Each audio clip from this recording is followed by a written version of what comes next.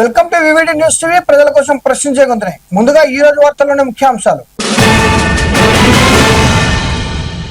నంద్యాల ప్రభుత్వ ఆసుపత్రి ముందు జీడీఏల నిరసన. పనిచేసిన వారికే ప్రోత్సాహకం ఇవ్వాలని డిమాండ్. నంద్యాల జిల్లా కొత్తపల్లిలో గుప్త నిధుల కలకలం. రాత్రికి రాత్రే అక్రమ త్రవ్వకాలు. ప్రతి కుటుంబంలో ఒక పారిశ్రామికవేత్త ఉండాలి. సీఎం చంద్రబాబు స్పష్టం. ఉపాధ్యాయుల మధ్య గొడవ. విద్యార్థులందరికీ టీసీలు ఇచ్చిన హెచ్ఎంను సస్పెండ్ చేసిన డిఈఓ. నీళ్లు అడిగితే చెప్పుతో కొడతావా? ఆర్సీఓపై విద్యార్థుల ఆగ్రహం. యువ సంగ్రామ సదస్సు ఆగదు. ఆర్ఎస్ ప్రవీణ్ కుమార్ స్పష్టం. భారీ వర్షాల ప్రభావం. కేదార్నాథ్ యాత్రకు తాత్కాలిక బ్రేక్. దేశంలో తొలి హైడ్రోజన్ రైళ్లు ప్రారంభించిన ప్రధాని మోడీ. 15% సీట్లలోనే జనసేన పోటీ. మంత్రి నాదెండ్ల క్లారిటీ. పెట్రోల్ బంక్ వద్ద బైకుకు మంటలు. అప్రమత్తమైన సిబ్బందితో తప్పిన ప్రమాదం. ఏపీలో మళ్లీ కరోనా కలకలం. 20 రోజుల్లో 12 కేసులు. నంద్యాల బీజేపీ జిల్లా సెక్రటరీగా జలదుర్గం సీతమ్మ నియామకం. ప్రభుత్వ ఆసుపత్రిలో పనిచేస్తున్న జీడీఐ సిబ్బంది ఆరోగ్యశ్రీ ప్రోత్సాహక నిధుల పంపిణీపై అసంతృప్తి వ్యక్తం చేశారు. రోగులకు ప్రత్యక్ష సేవలు అందిస్తున్న తమకు రావాల్సిన ప్రోత్సాహకారాన్ని కార్యాలయ సిబ్బందికి కేటాయించే ప్రయత్నం జరుగుతుందని ఆరోపించారు. ఈ అంశంపై ప్రశ్నిస్తే సస్పెన్షన్ చేస్తామని బెదిరిస్తున్నారని పేర్కొంటూ జిల్లా కలెక్టర్ జోక్యం చేసుకుని పనిచేసిన సిబ్బందికే నిధులు అందేలా చర్యలు తీసుకోవాలని కోరారు.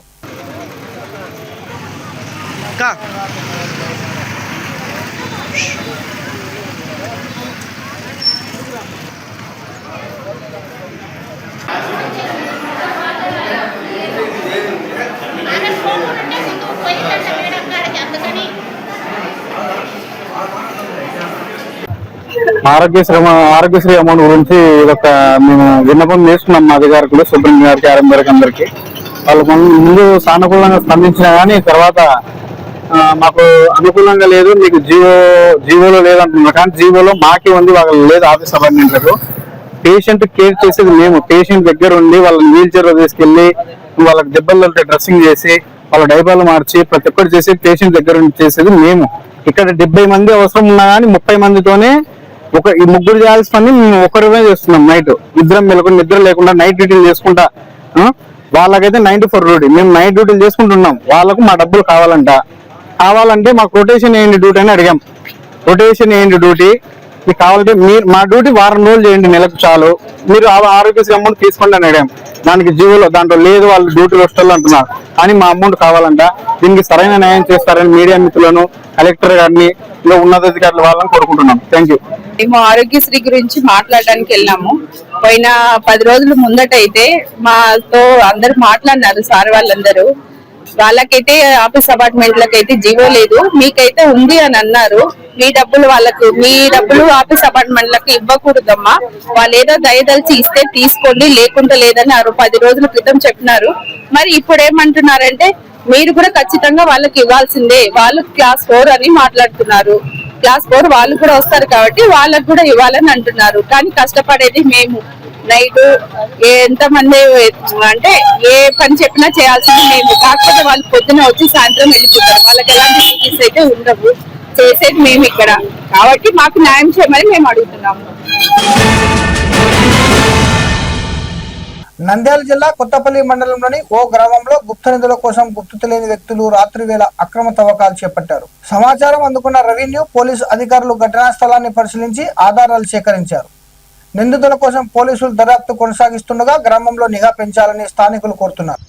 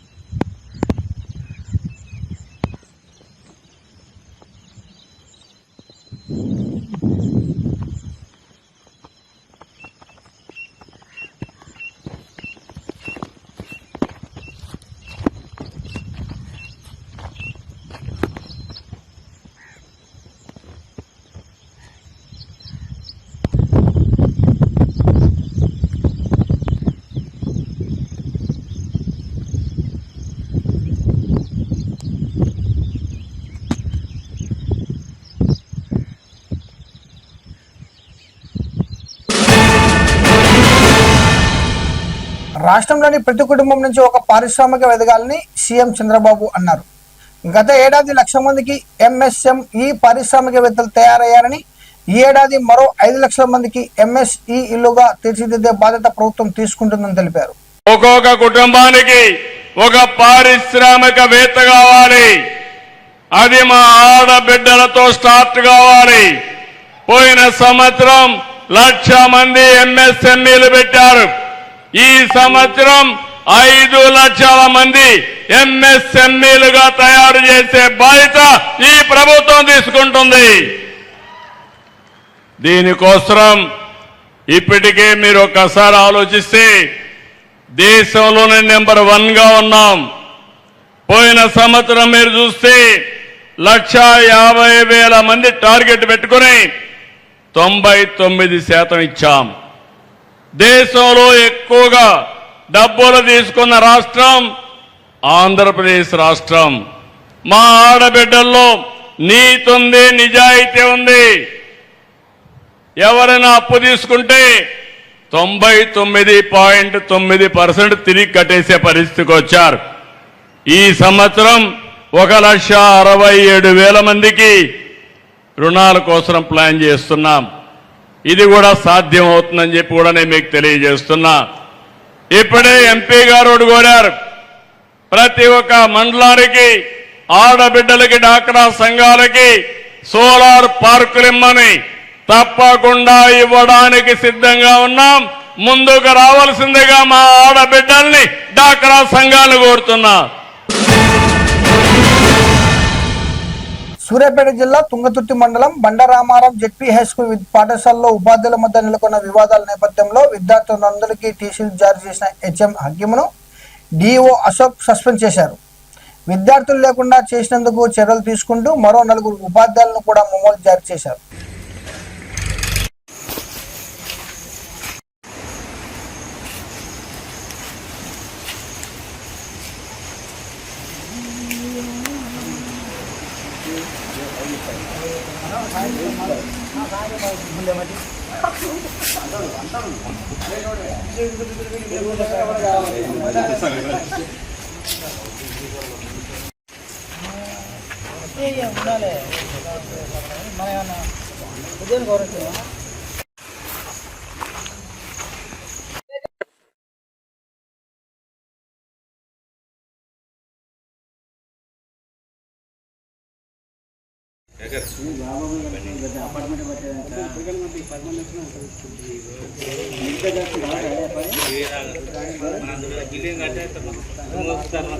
ఇద్దరు బాగా పనిచేస్తారు.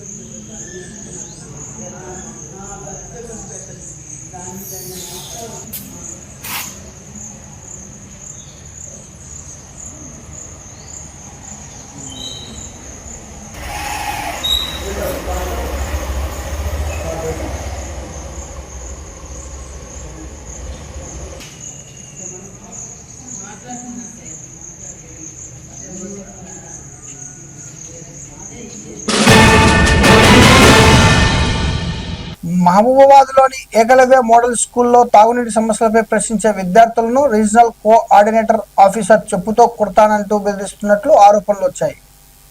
ఈ ఘటనపై విద్యార్థులు తల్లిదండ్రులు ఆగ్రహం వ్యక్తం చేస్తున్నారు. అదే మేడం, మీరు వాటర్ ప్రాబ్లం ఉన్నదంటే మీరు ఎవరు మమ్మల్ని అడగడానికి అంటది చెప్పుతో కొడతా అన్నది. ఎందుకు కొడతా అన్నదో కొట్టమనండి.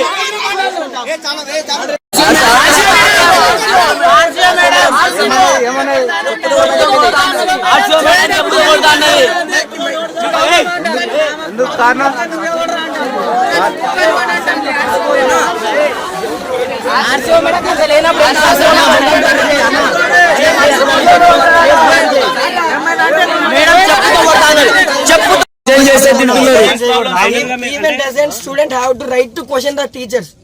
Even we have the right to question. So what we have to do right to act. Government employees కూడా మేము ప్రాబ్లం చెప్తా అంటే కొట్టడానికి వస్తున్నారు మేడం. చేయబట్టి గుంజింది ప్రాబ్లం చెప్పినాం. సీసీటీవీ ఫుటేజ్ కూడా ఉంది. ప్రాబ్లం చెప్తా అంటే కొట్టడానికి వచ్చింది మేడం. మమ్మల్ని కొట్టారు, వాళ్ళు ఎవరు కొట్టడానికి? ఇప్పుడు వరకు మా పేరెంట్స్ దగ్గర పోలే. పేరెంట్స్ కి చెప్తామన్నా. బీఆర్ఎస్ నిర్వహించనున్న యువ సంగ్రామ సదస్సు ఎట్టి పరిస్థితుల్లోనూ ఆగదని ఆ పార్టీ నేత ఆర్ఎస్ ప్రవీణ్ కుమార్ అన్నారు. సభ నిర్వహణకు చట్టపరమైన అన్ని నిబంధనలు పాటిస్తున్నామని, పోలీసులు రాజకీయ ఒత్తిళ్లకు లోను కాకుండా చట్టం ప్రకారమే వ్యవహరించాలని కోరారు. సభను తప్పకుండా నిర్వహిస్తామని ఆయన స్పష్టం చేశారు. అందుకొరకు ఎట్టి పరిస్థితుల్లో కూడా ఈ సభ ఆగదు. మేము మళ్ళీ చెప్తున్నాం, మాకు అన్ని పర్మిషన్లు ఉన్నాయి. We have followed all the procedures prescribed by the law. We have followed all the advises given by the officials. We have complied to all the requirements stipulated by every authority who is competent to give permission. చివరికి పోలీసుల దగ్గర ఆపిండ్రు. మేము మా BRSP నాయకులు, అదే విధంగా BRS వాలంటీర్లు ఎంతో మంది రోడ్ల మీద నిలబడి ట్రాఫిక్ మేనేజ్ చేస్తారని కూడా చెప్తున్నారు. మీరు ఏం కావాలంటే అది చెప్తున్నారు, ఏం కావాలంటే అది ఒప్పుకుంటున్నాం. అట్లప్పుడు మీరు how can you deny the permission to us? How can you delay the permission? మీరు ఆన్సర్ చెప్పాలి. మళ్ళీ నేను పోలీస్ అధికారులకు చెప్తున్నా, పరిపాలనా శాఖ వాళ్ళకి చెప్తున్నా, దయచేసి మీరు రేవంత్ రెడ్డి గారి అక్రమ ఆదేశాలు పాటించకండి, చట్ట ప్రకారం నడుచుకోండి. మేము మీరు చెప్పిన ఆదేశాలన్నీ పాటిస్తూనే ఉన్నాం. అయినా కూడా మీరు దీంట్లో మరి అడ్డంకులు సృష్టిస్తే మాత్రం తప్పకుండా రేపు జరగబోయే పరిణామాలకు మీరే బాధ్యత తీసుకోవాల్సి ఉంటుంది. మేము మాత్రం ఈ సభ జరిపి తీరుతాం, తప్పకుండా జరిపి తీరుతాం. ఇది మా హక్కు, రాజ్యాంగం మాకు ఇచ్చిన హక్కు, ఆర్టికల్ 19 మాకు ఇచ్చిన హక్కు. మేము ఎవ్వరిని కూడా ఇబ్బంది పెడతలేము, ట్రాఫిక్ కూడా ఇబ్బంది పెట్టడం లేదు. హింసను ప్రేరేపించే సంస్కృతి మా పార్టీలో లేదు. వ్యక్తిత్వ హననం చేసే సంస్కృతి భారత రాష్ట్ర సమితిలో లేదు. అందువల్ల మా వల్ల ఎలాంటి శాంతి భద్రతల పరిస్థితి తలెత్తదు. అందుకొరకే మళ్ళొకసారి మరి మల్కాజ్గిరి పోలీస్ కమిషనర్ గారికి, ఎల్బీ నగర్ డీసీపీ గారికి, అదేవిధంగా ట్రాఫిక్ డీసీపీ గారికి, చివరికి రాష్ట్ర డీజీపీ గారికి మళ్ళీ మేము రిక్వెస్ట్ చేస్తున్నాం, దయచేసి వెంటనే పర్మిషన్ ఇవ్వండి, అడ్డంకులు సృష్టించకండి. మీరు అడ్డంకులు సృష్టిస్తే దీని ఇంపాక్ట్ తెలంగాణ రాష్ట్రం మీద అంతుంటది. ఆ జరగబోయే పరిణామాలకు మళ్ళీ మీరే బాధ్యులవుతారు. ఉత్తరాఖండ్ లో భారీ వర్షాల కారణంగా కేదార్నాథ్ యాత్ర మార్గాన్ని అధికారులు తాత్కాలికంగా మూసివేశారు. చౌడీ సమీపంలో ట్రెక్కింగ్ మార్గం దెబ్బతినడంతో యాత్రికుల రాకపోకలు నిలిపివేశారు. మార్గం పునరుద్ధరణ పనులు కొనసాగుతుండగా పరిస్థితిని అధికారులు నిరంతరం పర్యవేక్షిస్తున్నారు.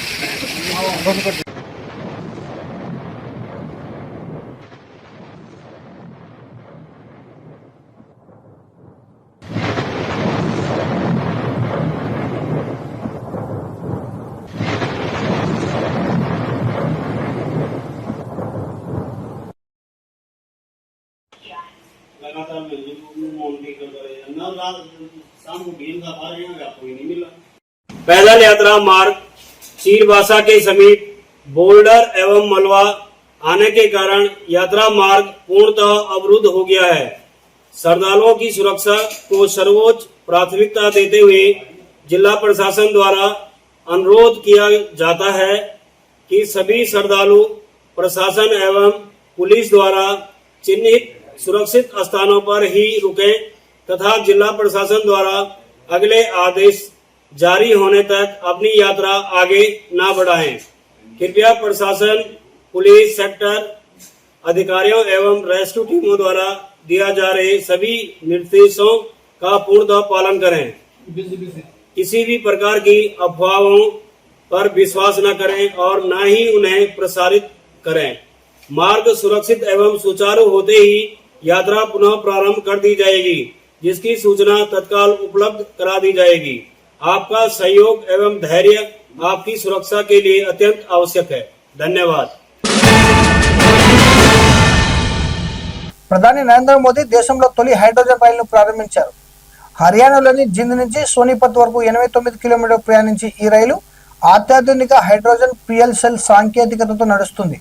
3200 HP సామర్థ్యంతో పాటు ఆధునిక వెంటిలేషన్ వ్యవస్థను ఇందులో ఏర్పాటు చేశారు. 10 डिब्बों वाली ट्रेन जींद से सोनीपत के बीच की 90 किलोमीटर की दूरी को करीब 2 घंटे में तय करेगी।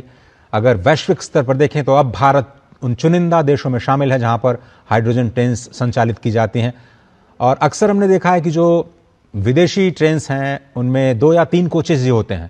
भारत में ये सबसे लंबी ट्रेन 10 कोचों वाली चलाई गई है। लगभग 2600 यात्रियों की क्षमता होगी। हाइड्रोजन फ्यूल सेल से बिजली उत्पादन किया जाएगा और डिजाइन ऐसी की गई है कि इसकी जो रफ्तार है, उसकी जो स्पीड है वो करीब 110 किलोमीटर प्रति घंटा। लेकिन आपने देखा होगा कि ये जो दूरी है 90 किलोमीटर की वो 2 घंटे में तय की जा रही है, यानी अभी इसकी स्पीड कम रखी गई है। इसको भारतीय ट्रैक्स पर संचालित किया जा रहा है। पायलट प्रोजेक्ट है, देश की पहली हाइड्रोजन ट्रेन। इसके सफल संचालन के बाद ऐसे रूट्स जहां पर इलेक्ट्रिफिकेशन नहीं हुआ है वहां पर हाइड्रोजन ट्रेन को चलाया जाएगा। ఏపీలో స్థానిక సంస్థల ఎన్నికల్లో జనసేన 15% సీట్లలోనే పోటీ చేస్తుందనే ప్రచారంపై మంత్రి నాదెండ్ల మనోహర్ స్పందించారు. సార్వత్రిక ఎన్నికల్లో ఓటు చీలకూడదనే ఉద్దేశంతోనే పవన్ కళ్యాణ్ సీట్ల విషయంలో తగ్గారని, కానీ ఆ ఫార్ములా ఇప్పుడు వర్తించదని స్పష్టం చేశారు. స్థానిక ఎన్నికల్లో టీడీపీ, బీజేపీ, జనసేన పార్టీలు తమ బలాబలాలను బట్టి పోటీ చేస్తాయని తెలిపారు. ఒక మాట మాత్రమే మీకు దృష్టి తీసుకొస్తున్నాను. ఎందుకంటే ఉదయం నుంచి చాలా మంది నన్ను ఫోన్ చేసి అడిగారు, ఒక పత్రిక వార్తలు వచ్చినాయని. వివిధ మాధ్యమాల్లో కానివ్వండి, పత్రికల్లో వచ్చిన విషయం కానివ్వండి, పవన్ కళ్యాణ్ గారు రాష్ట్ర ప్రజలను దృష్టిలో పెట్టుకుని సార్వత్రిక ఎన్నికలప్పుడు అవసరమైతే మనం తగ్గుదాం, ఏ ప్రాంతంలో మన అభ్యర్థులు ఉన్నారో పార్లమెంట్లో కానివ్వండి, శాసనసభలో కానివ్వండి, వాళ్ళందరికీ కూడా పోటీ చేసే అవకాశం ప్రతి ఒక్కరికి ఈ సందర్భంలో కల్పించలేకపోతామేమో. కానీ రాబోయే రోజుల్లో పార్టీని బలోపేతం చేసుకుంటూ ముందుకెళ్దాం. 2024లో జరిగిన ఎన్నికలు మాత్రం ఓటు చిల్లనివ్వం అనే మాట ఆయన ఇచ్చినందుకు దాన్ని గౌరవించుకుంటూ ఎక్కడ కూడా పొరపాటు లేకుండా ఆయన నిలబడ్డారు. సో కూటమిలో మేము 4 అడుగులు వెనకేసినా కూడా అది కూటమిలో బలపరచడానికి ఎన్డీఏ భాగస్వాములుగా మేము ఒక బాధ్యతతోటి ముందుకెళ్దాం తప్ప అది ఈ రోజున కూడా స్థానిక సంస్థల్లో అదే రీతిలో ముందుకెళ్తున్నాను కూడా అది పొరపాటు. కాబట్టి జనసేన పార్టీలో ఉన్న మా నాయకులు, కార్యకర్తలు, వివిధ ప్రాంతాల్లో మేము పర్యటించిన వారందరికీ కూడా రాబోయే రోజుల్లో కూడా మీకు పోటీ చేసే అవకాశం కల్పించడానికి కోసం తప్పకుండా మీ నాయకత్వం బలోపేతం అయ్యేటట్టు మీరు క్షేత్రస్థాయిలో పర్యటించండి, నిలబడండి.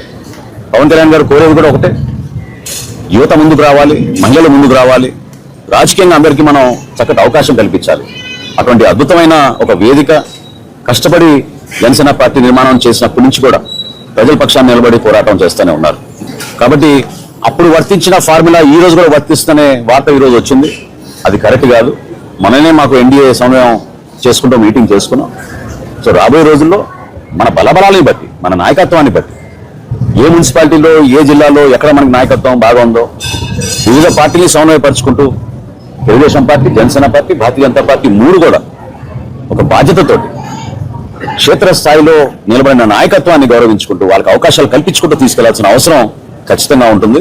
కాబట్టి సార్వత్రిక ఎన్నికల్లో జరిగిన సందర్భం, ఆ సమయం ఆ రోజు మా పార్టీ అధ్యక్షుడు పవన్ కళ్యాణ్ గారు తీసుకున్న నిర్ణయం రాష్ట్ర శ్రేయస్సు దృష్టిలో పెట్టుకుని, ప్రజల గురించి దృష్టిలో పెట్టుకుని, జగన్మోహన్ రెడ్డికి ప్రభుత్వాన్ని మనం వ్యతిరేకించాలంటే ఓటు చీలనివ్వకూడదనే ఆలోచనతో ఆయన తీసుకున్న నిర్ణయం అది ఆ రోజున.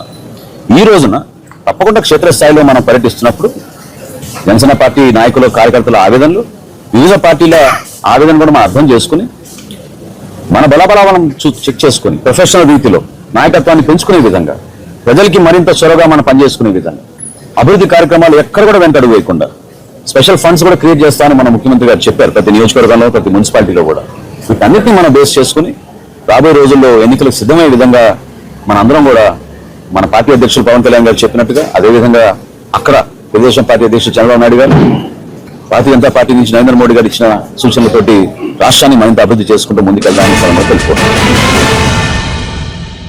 హైదరాబాద్ టోలీ చౌకీ షేక్పేట్ పెట్రోల్ బంక్ బయట ఓ మాస్ట్రో ద్విచక్ర వాహనానికి ఒక్కసారిగా మంటలు అంటుకున్నాయి. సిబ్బంది వెంటనే ఫైర్ సేఫ్టీ పరికరాలతో ఘటనను అదుపులోకి తెచ్చి పెద్ద ప్రమాదాన్ని నివారించారు. ఘటన గల కారణాలపై పోలీసులు ఆరా తీస్తున్నారు.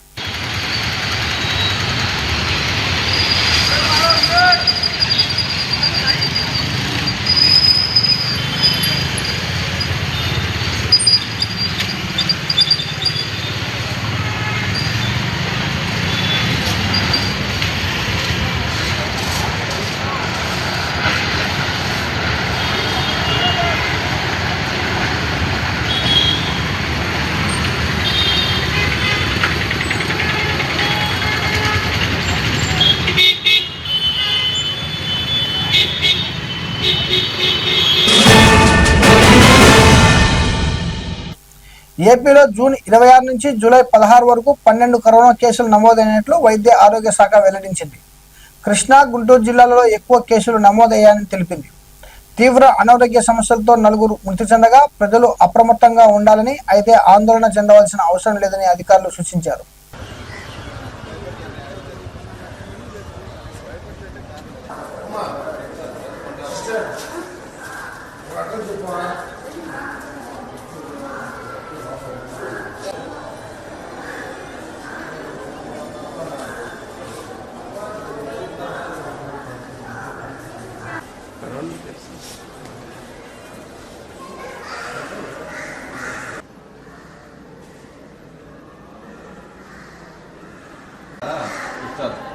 అది దీపించండి.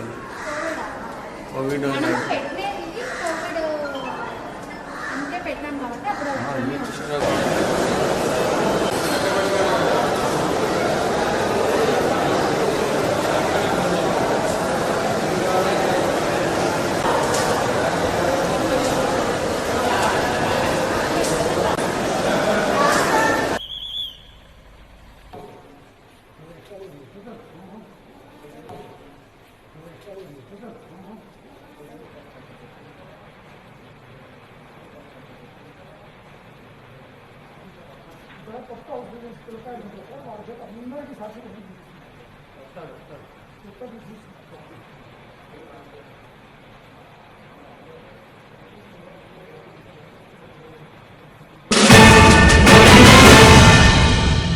బండాత్మకూరు మండలం బి కోడూరుకు చెందిన బీజేపీ సీనియర్ నాయకురాలు జొలదుర్గం సీతమ్మను నంద్యాల జిల్లా బీజేపీ జిల్లా సెక్రటరీగా నియమించారు.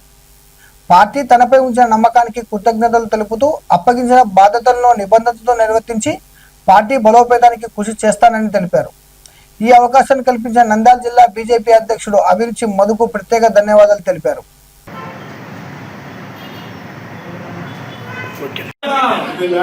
సీతక్క నాయకత్వం. జై బీజేపీ, జై బీజేపీ, భారత్ మాతా కి, భారత్ మాతా కి. అభివృద్ధి కలన్న నాయకత్వం, అమిత్ షా గారి నాయకత్వం, నడ్డా గారి నాయకత్వం, నరేంద్ర మోడీ గారి నాయకత్వం, ఇండియన్ మాధవ్ గారి నాయకత్వం, సీతక్క గారి నాయకత్వం. భారత్ మాతా కి జై. నా పేరు సీతక్క.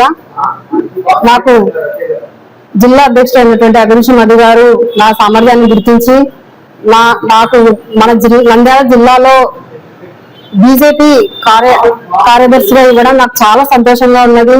అలాగే మహిళల అభ్యున్నతికి, మహిళలు ముందంజలో ఉండాలంటే అది మన జిల్లా అధ్యక్షుడు అయినటువంటి అభిరుచి మధు గారితోనే సాధ్యమని నిరూపించారు.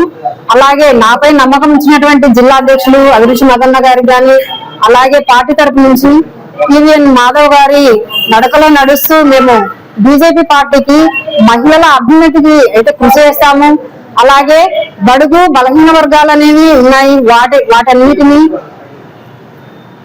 ఆర్థిక అసమానతలు కానీ ఎలాంటి సమస్యలు వచ్చినా వారి ఎందుకు మేము ఉండి బీజేపీ పార్టీ నుంచి అయితే మేమందరం పనిచేయడానికి సిద్ధంగా ఉన్నాము.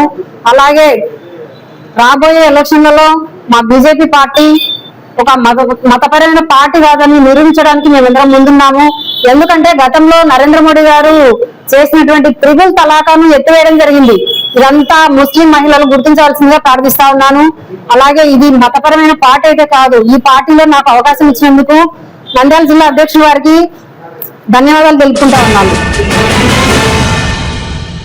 మరిన్ని అప్డేట్ కోసం చూస్తూనే ఉండండి వీడియో న్యూస్ టీవీ, ప్రజల కోసం ప్రశ్నించే గొంతునే.